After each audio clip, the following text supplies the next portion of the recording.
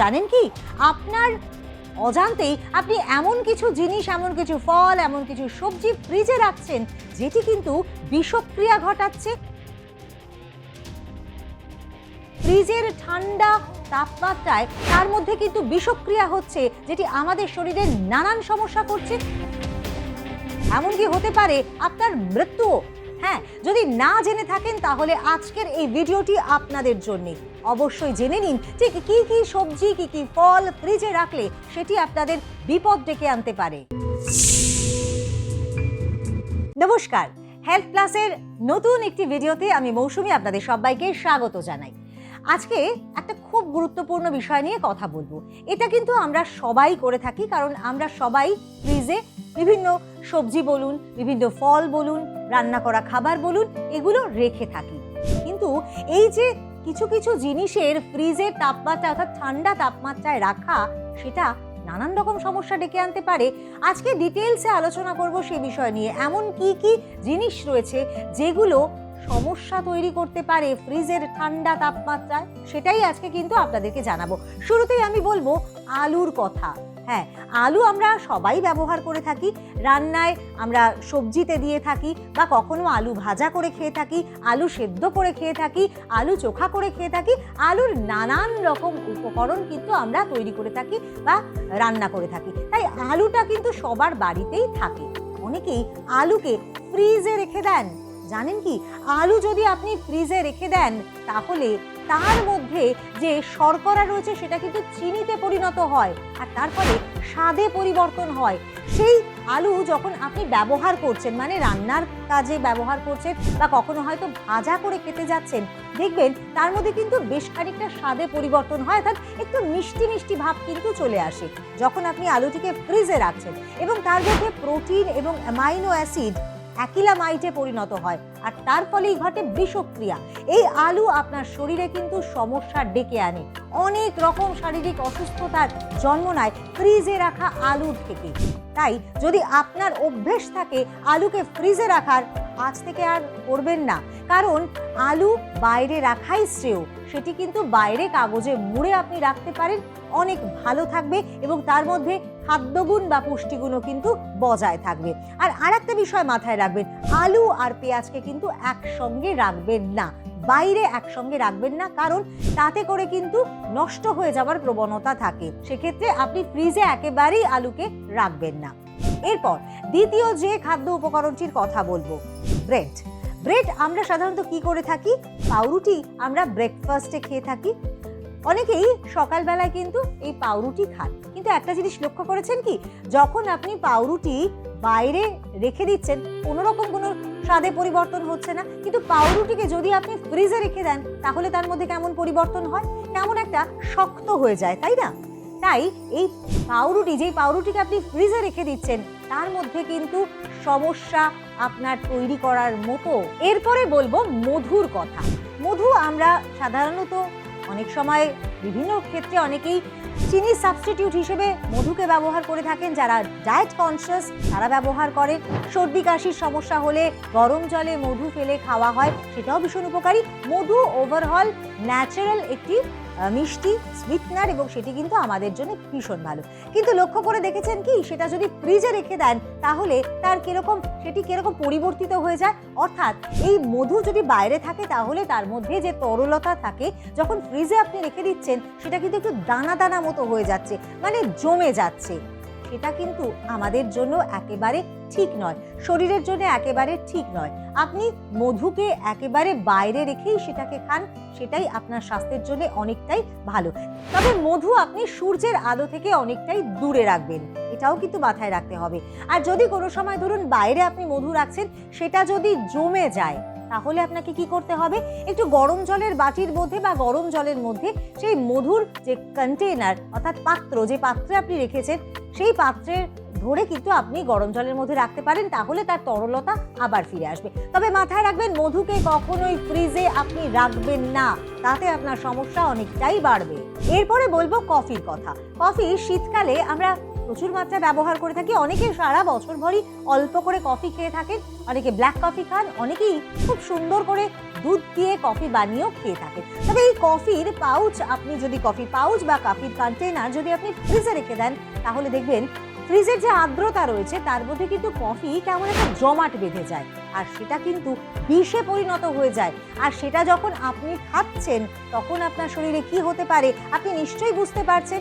সুতরাং কফি কখনোই আপনি ফ্রিজে রাখবেন না। আপনি অল্প পরিমাণে কিনুন, আর সেটি যদি পাউচে থাকে তাহলে অবশ্যই একবারে খুলে সেটাকে ব্যবহার করে নিন, সেটা কিন্তু রাখবেন না।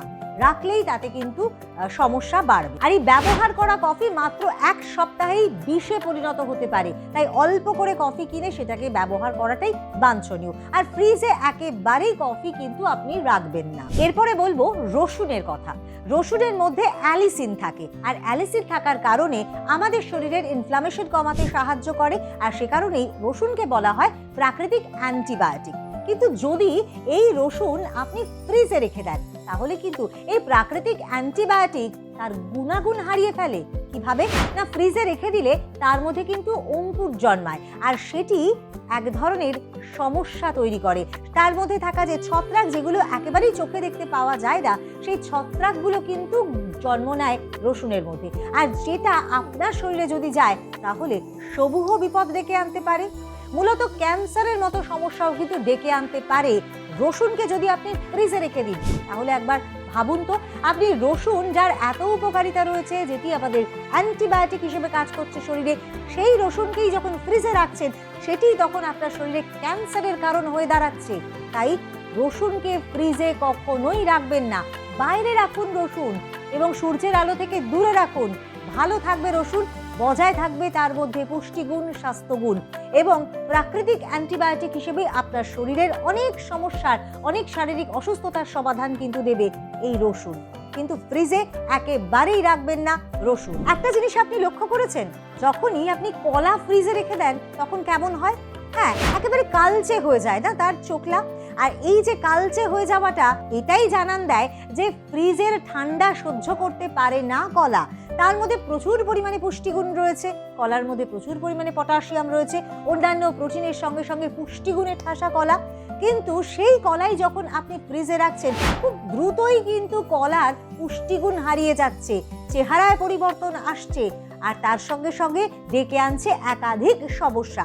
তাই কলাকেও কিন্তু ফ্রিজে রাখা চলবে না, আপনি বাইরে রেখে দিন কলা, সেটা কিন্তু পুষ্টিগুণে ভরপুর থাকবে। এবং আপনি যে সমস্যার জন্য বা যে শারীরিক অসুস্থতার জন্য কলা খাচ্ছেন, বা আপনার শরীরে হয়তো প্রচুর আয়রনের ডেফিসিয়েন্সি হয়েছে, আপনার শরীরে এনার্জি ঘাটতি হয়েছে, সেটা পূরণ করবে কলা। তবে ফ্রিজে কখনো কলা রাখবেন না। দেখুন, শুরুতেই আলুর কথা বললাম, আমি রসুনের কথাও বললাম, ফ্রিজে রাখা যায় না। এবারে আনুষঙ্গিকভাবেই চলে আসে পেঁয়াজের কথাও। হ্যাঁ, পেঁয়াজকেও কিন্তু আপনি ফ্রিজে রাখবেন না, তাতে করে তার মধ্যে এক ধরনের ছত্রাক তৈরি হয়, আর সেই ছত্রাক আপনার ক্যান্সারের কারণ হতে পারে। সুতরাং আপনি ফ্রিজে হয়তো পেঁয়াজ, আদা, রসুন সবটা রাখছেন সেটি ভালো থাকবে বলে, কিন্তু আপনার শরীরে ক্যান্সারের মতো রোগকে ডেকে আনছে শুধুমাত্র ফ্রিজের ঠান্ডা তাপমাত্রায় এই আদা, পেঁয়াজ, রসুন, এই সমস্ত কিছু, আর তার সঙ্গে আনুষঙ্গিক আরো অনেক কিছু। তাই যদি আপনি ভালো থাকতে চান, সুস্থ থাকতে চান, এবং শারীরিক অনেক রকম অনেক জটিলতা থেকে দূরে থাকতে চান, এই সবজি বা এই ফল এগুলোকে কিন্তু আপনি ফ্রিজে রাখবেন না। এরপরে বলবো টমেটোর কথা।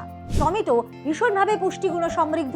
আমরা কখনো স্যালাডে টমেটো খাই, আমরা কখনো রান্নায় টমেটো খাই, আমরা কখনো টমেটোর চাটনি খাই, বিভিন্নভাবে আমরা কিন্তু টমেটোকে খেয়ে থাকি। কিন্তু এই টমেটোর মধ্যে থাকা লাইকোবিন, যেটা আমাদের হার্টের জন্য ভালো, যেটা আমাদের ত্বকের জন্য ভালো, যেটা আমাদের শরীরের নানান সমস্যা সমাধানের ক্ষেত্রে ভালো, এমনকি ক্যান্সারের ক্ষেত্রেও কিন্তু ভীষণভাবেই ভালো। কিন্তু জানেন কি, টমেটো যদি আপনি ফ্রিজে রেখে দেন তাহলে কিন্তু এই লাইকোবিনই নষ্ট হয়, আর নষ্ট হওয়ার কারণে আপনার শরীরে হার্টের সমস্যা হতে পারে, ক্যান্সারের মতো সমস্যা হতে পারে, আরও নানান রকম জটিল সমস্যা কিন্তু আসতেই পারে। তাই টমেটোকে ফ্রিজে রাখা চলবে না, আপনার ভালো থাকার জন্য, আপনার সুস্থ থাকার জন্য। আজকে আপনাদের ফ্রিজে কি কি রাখলে সেগুলো আপনার জন্য সমস্যার কারণ হতে পারে, তার মধ্যে বিষক্রিয়া হতে পারে, এবং তার মধ্যে নানান রকম জীবাণু সংক্রমণ আপনার শরীরে নানান শারীরিক অসুস্থতা ডেকে আনতে পারে, সেই ফল এবং সবজির কথা বলছি। আর সে তালিকায় এবারে বলবো অ্যাভোকাডোর কথা।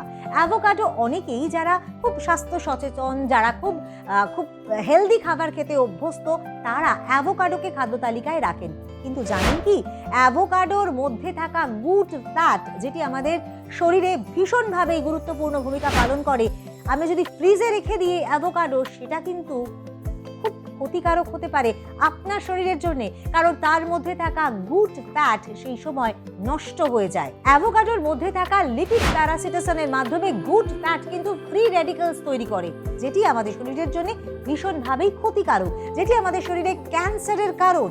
অ্যাভোকাডোর মধ্যে থাকা প্রচুর পরিমাণে অ্যান্টি অক্সিডেন্টও নষ্ট হয়ে যায় মাত্র 4 দিনের মাথায়। তাই যদি আপনি কাটা অবস্থায় অ্যাভোকাডো রাখেন, ভালো রাখবার জন্য একটু লেবু মাখিয়ে রাখতে পারেন, তবু অ্যাভয়েড করবেন অ্যাভোকাডোকে ফ্রিজে রাখতে, কারণ অ্যাভোকাডোর মধ্যে থাকা সমস্ত গুণাগুণ, সমস্ত গুড ফ্যাট, অ্যান্টি অক্সিডেন্ট সবটাই নষ্ট হয়ে যায় ফ্রিজে রাখলে। অবশ্যই ফ্রিজে রাখা যে খাদ্য তালিকার কথা বললাম, যে সবজি, যে ফলের কথা বললাম, সেগুলোকে আপনাদের মাথায় রাখতে হবে, কারণ এগুলো যদি আমরা না রাখি মাথায়, তাহলে কিন্তু সমস্যা বাড়বে, বিষক্রিয়া হবে এবং মৃত্যু পর্যন্ত হতে পারে। আশা করি আজকের এই ভিডিও আপনাদের জন্য উপকারী হলো। কেমন লাগলো আজকের ভিডিও অবশ্যই জানাতে কিন্তু ভুল করবেন না। কমেন্ট সেকশনে আপনাদের মতামত পাঠাবেন, আর এখনো সাবস্ক্রাইব না করে থাকলে সাবস্ক্রাইব করবেন। আপাতত এখানেই শেষ করছি, আবারও পরবর্তী ভিডিও নিয়ে খুব তাড়াতাড়ি আসবো আপনাদের সামনে। নমস্কার।